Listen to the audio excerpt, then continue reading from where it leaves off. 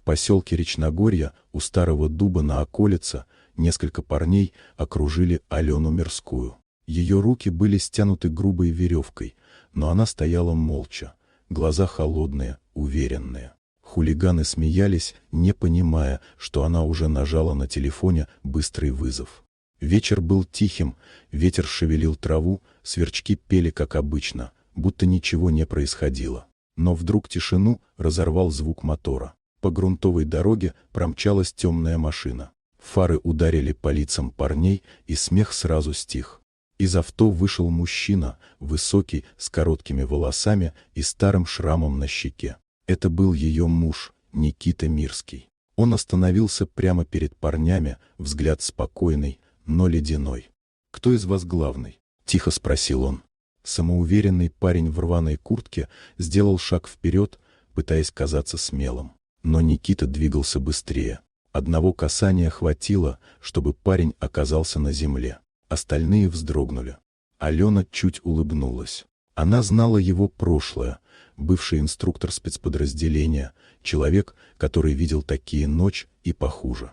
Его голос прозвучал снова, низко и ровно. «Развяжите ее». Один из хулиганов дернулся, пытаясь сопротивляться, но Никита остановил его взглядом. Веревка упала на траву, и Алена вздохнула свободнее. Но было ясно, дело не в этих троих. Они дрожали, переглядывались, пытались уйти, но Никита преградил путь. «Кто сказал вам сюда прийти?» — спросил он. Младший из них, худой парень по имени Руслан, рассыпался первым. «Это не мы придумали. Какой-то мужчина в черном пальто, говорил он, сказал, что знает вас. Что Алена — ваша слабость». Никита замер. Значит, слухи о его прошлом расползаются. Кто-то целенаправленно нашел местную шпану и направил к Алене. «Идите домой», — сказал он хрипло. «И лучше, чтобы я вас больше не видел».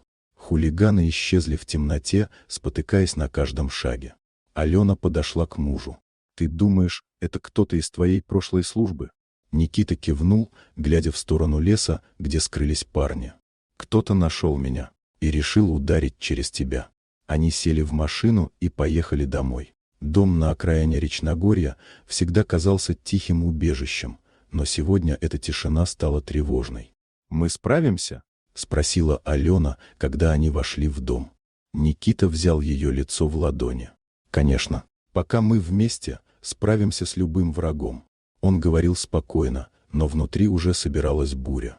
Он понимал, кто-то начал охоту. А значит, прошлое, которое он хотел оставить за собой, снова вышло на его след.